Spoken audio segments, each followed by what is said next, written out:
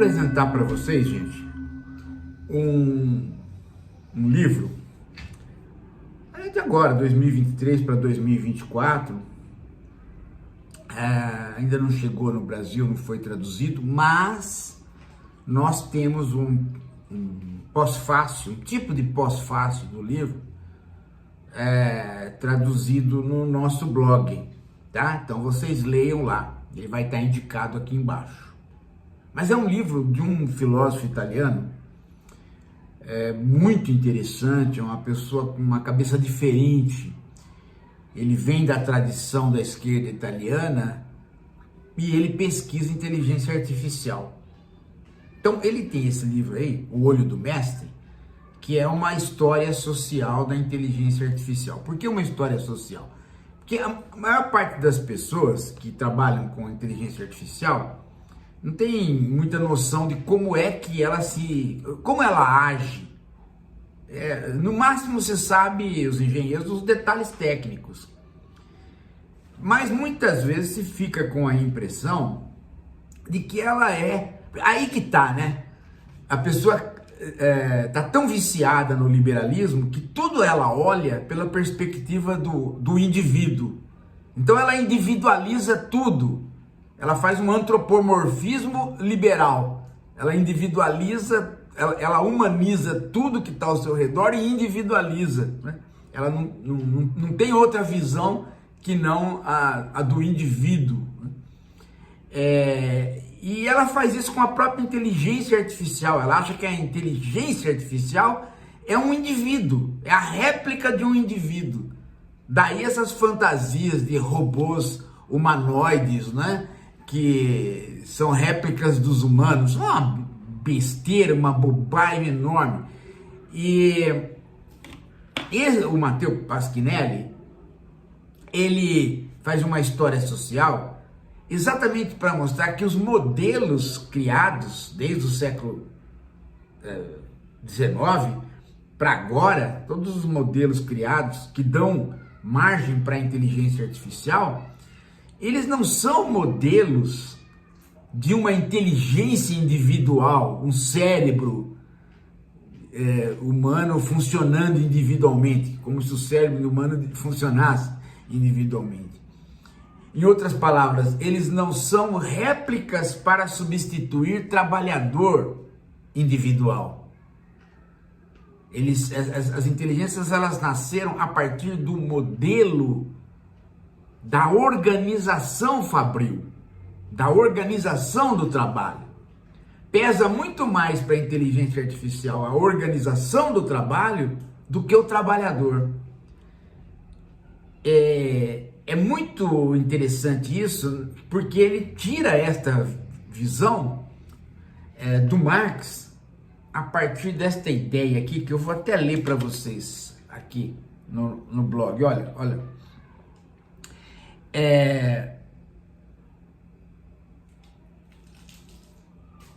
Analisando o trabalho, Marx fez uma coisa, considerou a cooperação do trabalho não só como um princípio para explicar o design das máquinas, mas também para definir a centralidade política daquilo que ele chamou o trabalhador geral. Quer dizer, as máquinas não têm um designer da chamada fábrica total, elas também têm, mas elas também têm uma outra coisa, a centralidade política do chamado trabalhador geral, ou, na linguagem dos manuscritos do Marx, né, dos grundistas, o general intellect. É por isso que a inteligência artificial, ela trabalha como uma espécie de rede de nós. E isso faz com que ela substitua não o trabalhador, e sim o mestre, ou seja, o patrão. Ela sempre está na perspectiva de uma algoritmização dos trabalhos de direção a partir da coordenação dos trabalhos gerais. É por isso que ela é, na verdade, mais o olho do mestre do que o olho do trabalhador. Então a tese dele é que a partir daí, a partir da inteligência artificial ter sido criada assim, ela está muito mais propensa a substituir as pessoas que dirigem ou a própria organização do trabalho do que o trabalhador. Ela diz, tudo bem, ele diz, tudo bem, o trabalhador pode ser substituído, mas sempre se cria um novo emprego mais precarizado para ele. Agora, o que não se cria, precarizado ou não, é a função organizativa do trabalho, ou seja, a fábrica geral, o trabalhador geral. Porque é esse que é explorado, e não o trabalhador individual. Se você lê o Capital, você percebe isso, né? Você percebe que o Marx começa a partir do trabalho individual, mas depois logo ele passa para a ideia de autômato geral, ou seja, o funcionamento da fábrica, depois a fábrica com outras fábricas, depois toda a produção. Em outras palavras, a mais-valia é uma obtenção da organização produtiva e não de um trabalhador.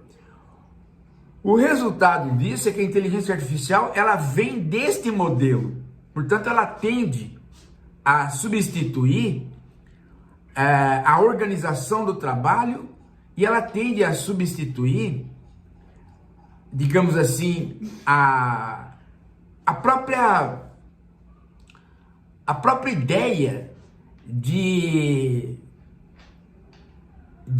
general intellect. Tanto é que a internet é um quase retrato disso, né? Ela é um general intellect. Ela é uma inteligência geral, cuja infosfera dá municiamento para os bancos de dados, de modo a fazer que a própria inteligência artificial articulada à internet dê conta da produção da automação. Então você não tem a automação, você tem uma automação que produz a automação. Então quando você olha para o trabalho, você vê o quê?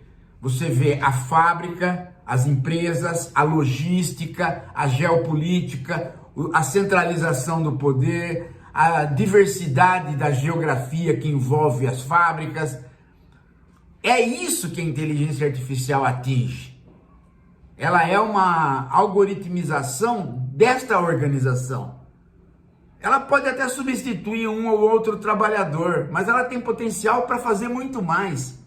E esse trabalhador que vai ser substituído, ele arranja outro trabalho rapidamente, mais precarizado que aquele. Então há uma precarização do trabalho individual e uma substituição não do trabalho individual, mas do chamado trabalhador geral.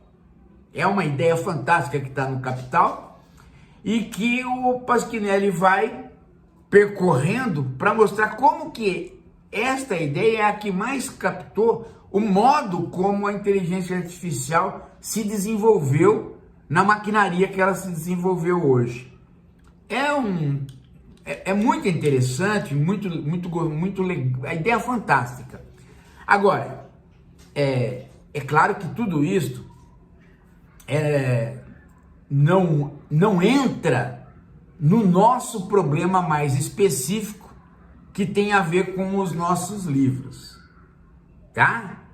É uma outra pegada, é uma pegada, digamos assim, menos psicológica que a nossa.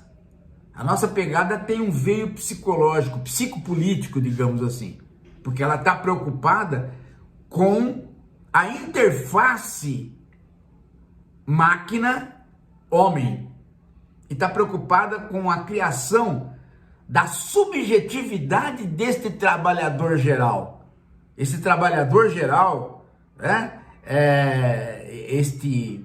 esta organização do trabalho que o Marx chama de trabalhador geral, ele né,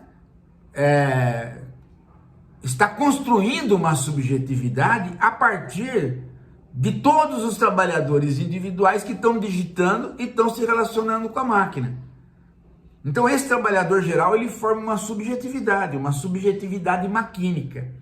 E essa subjetividade maquínica, ela implica num trabalho social de construção dos indivíduos.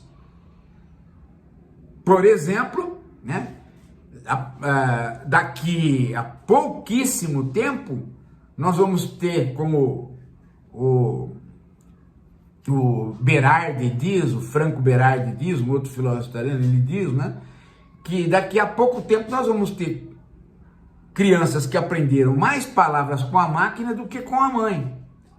Ora, se isso acontecer, e já está acontecendo, nós vamos ter uma humanidade que vai aprender as palavras sem a tonalidade afetiva delas, o que vai fazer com que a gente se entenda num grau extremamente abstrato. Nós vamos entender as palavras do mesmo jeito que nós entendemos a equação. Então nós vamos conversar sem empatia.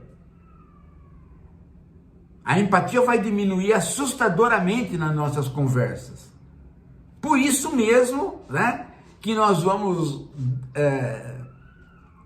ficar mais restritos no entendimento dos filmes, da poesia, das metáforas, até o momento que os próprios, né, que a gente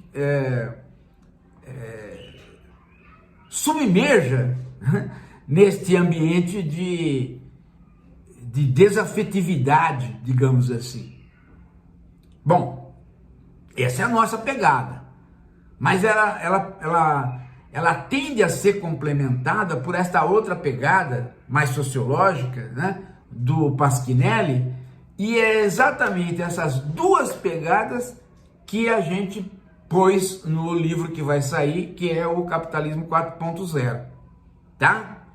Então, enquanto não sai o livro, vocês leiam aí, já se preparando esse trabalho do Pasquinelli, e leiam os nossos outros dois, né?